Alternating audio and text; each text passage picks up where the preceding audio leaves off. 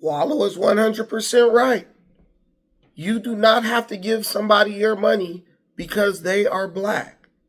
Too many of us have experienced the pain of going into a black business, dealing with non-existent customer service, or if they do have customer service, it's the worst customer service you've ever experienced in your life. Overpriced, low quality products, marked up 300 and 400% over the original cost, or over what you could buy it for on Amazon or at Walmart.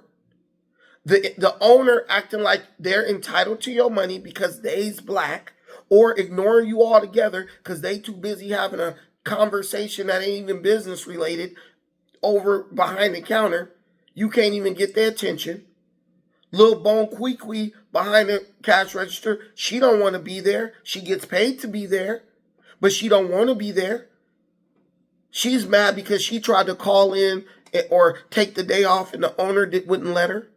Or Lil Glocktavius behind the cash register, you ask him questions about the products that they selling, and he's totally ignorant about it and don't know what. He don't know his ass from his elbow. But working up in this shop, sitting up behind that cash register like he's somebody who's knowledgeable about the things that are being sold in there. The biggest place where you see dysfunction when you deal with black-owned businesses is black-owned restaurants. Quality of the food always changing for the worse. Prices steadily going up. But then when you look around the business, none of that money seems to be going back into the business. You got black-owned businesses still using the old-ass red Coca-Cola cups from the 1988 Olympics. It's all cracked on the inside. Them cups are older than the restaurant, okay? You know they done bought them cups secondhand from some cut rate restaurant supply store. Or maybe they just hand-me-downs from one of their kinfolks' business. And they will confidently bring you that mess with a drink inside of it and lay it down and sit it down on a table like you supposed to just accept that. The cushions of the damn booths, wires coming out of the doggone booth, poking you in the butt as you sit down. Waitress rude as hell. She over there talking and blabbing to the cooks and whoever else when she should be coming to take your order. Then when she get over there to take your order, she giving you attitude while she popping her gum like you wasting her time. Girl, where you got somewhere to be? I thought this was your job. I thought you was stuck here for 8 hours. Cause you acting like I'm inconveniencing you. We've all experienced it, guys. Supporting poorly managed, inefficient, raggedy, rude, black-owned businesses is not pro-black.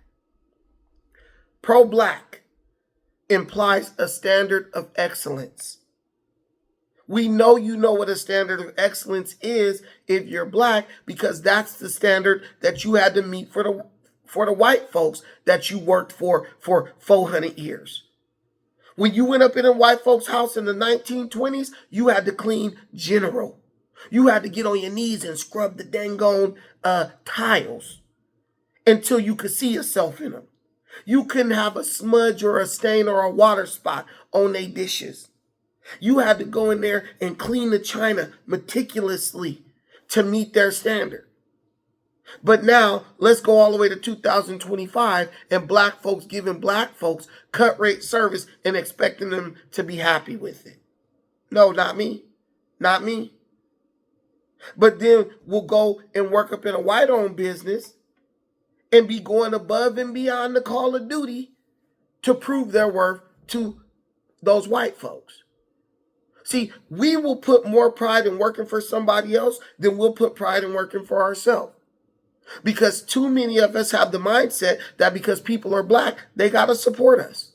How about people support people who respect their dollar? How about people support people who make them feel special for giving them their business? How about you raise your standards in the quality of the goods or services you provide so you can earn that business and retain that business? How about you stop letting the quality of your goods or services drop to save $1 so you can increase your overhead? Increase your bottom line.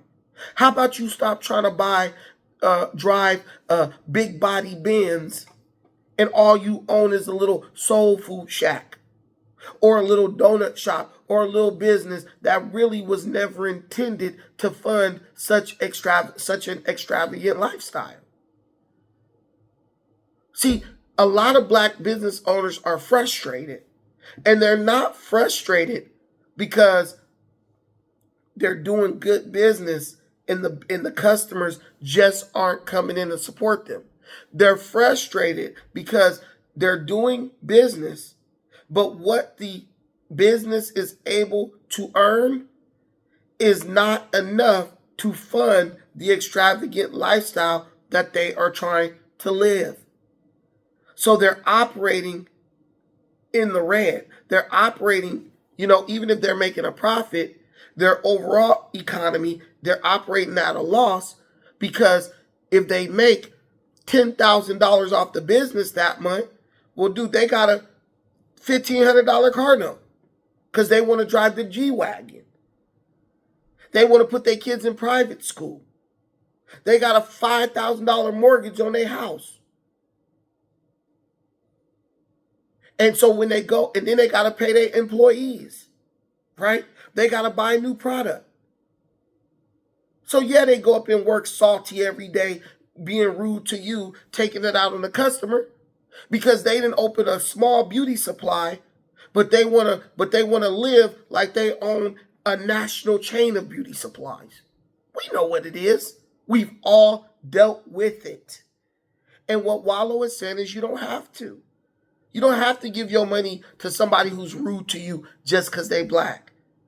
You don't have to give your money to somebody who don't respect you just because they black. Someone who's ignoring you just because they black. Someone who's disrespecting you by trying to sell you something that's marked up 400% because they're trying to live an extravagant lifestyle as a small business owner. You don't have to give them your money because you black. You give your money to the person who respects your money. You give your money to the person who gives you a fair price. Because guess what? That business owner wouldn't give you their money if you did to them what they're trying to do to you. Now, there are many good black-owned businesses. There are many businesses run by black folks that operate fairly with their customer. You know what the funny thing is? Most of those businesses don't even have to tell you that they're black-owned because they're standing on the strength of their business. They're saying, I'm going to let the way I run my business do the talking for me. Jeff Bezos don't got to say, I'm white, use Amazon. Jeff Bezos make it impossible for you to not use Amazon. The owner of if a black man owned a Chick-fil-A, you wouldn't even know it. Because Chick-fil-A requires the owner operators to operate that thing at a certain standard that just makes it more appealing than every other fast food chain, right? In-N-Out, for example. See, a lot of times I feel that when someone has to tell you that their business is black owned, that means they're not doing very good business. Because if you were doing good business, guess what? The customers would be pouring in, and the fact that it's black owned would be just a side note. You wouldn't have to lean on that so heavily to get people through the door. If I go to Inglewood and I go to a restaurant that's black owned, let's say Cork and Batter. I don't know if that's black owned, but let's say Cork and Batter. I'm going to Cork and Batter, 10 times out of 10, and it ain't got nothing to do with the fact that the owner is black. I'm going to go to Woody's Barbecue 10 out of 10 because the barbecue is good. It may be ragged as hell, but the barbecue is good. I don't care if it was blacks, whites, blues, or greens. I like that barbecue. It tastes delicious, and I want it. That's why I'm walking in. That's why I'm driving all the way up to LA to get it. Let your service or your product speak for you. Don't sit up and try to guilt people or shame people into shopping with you or doing business with you because you're black. And most importantly, don't go feel you obligated to give somebody your money because you're black. Because trust me, if it was majority another race of people that was shopping and doing business with that black owned business, guess what? They wouldn't say, I'm not gonna take your dollar because you're not black. So if they're gonna take all dollars, no matter what the color of the person is, well then you should be willing to spend your dollar with anybody, no matter what the person's color is. Just use those rules. And guess what? If those black-owned businesses want to stay in business, or if a black entrepreneur wants to start a business, he will meet those standards of excellence that everybody else is meeting, so he can actually do business. I'm telling you right now, you can even see in these other groups, Asians, Hispanics, you can see how the quality of their products and the quality of their customer service has slowly risen over the years. You used to go in the Chinese store.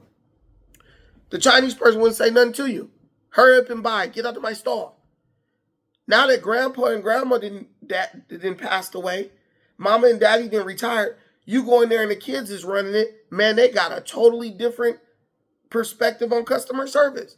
Hey, what's up, bro? How you doing? Is there anything I can help you with? They talking to you looking kind of surprised, like, damn, okay. I ain't used to the Koreans being this friendly. But you know what? They realized we can't compete with the store down the street run by the white folks if they're giving all this good customer service, and when people walk into our store, we sitting up there silent like we mad or like we couldn't give a damn whether they bought here or not. You notice the little donut shops, the Asian run donut shops. You used to go in there and just get basic donuts. Old fashioned, buttermilk, the little glazed twist, whatever you like, right? That was an apple fritter. Go in them same donut shops now. They got specialty donuts. They got the crow nut. They got the lemon poppy seed old fashioned. They got the fancy donut with the whipped cream and the berries on the top with the chocolate. All that fancy stuff. Why? Because they know, damn, on the other side of town, the white folk over there selling specialty donuts now. They selling one donut for $5. And people are over there buying it. We want a piece of that action. Why would we sit here and keep selling a glazed twist for $1 when we can do a little bit more to the donut and sell it for $4.99 like they do? Oh, and we gonna put the gourmet coffee up here too, because they over there selling coffee, making more than we making in our whole operation just on coffee. You used to go in a coffee shop and, hey, the dude just had the little pump. You just pump the coffee in the cup, pour your little cream in there, stir it, give your money and leave. Now what you got? You got specialty coffee shops. They're in there with an espresso maker, making lattes and everything else. Why? Because Starbucks start opening up on every corner, and people say, you know what? I like going to Pete's Donuts for that regular old coffee in that styrofoam cup. But guess what? Starbucks, I ain't even got to get out of the car.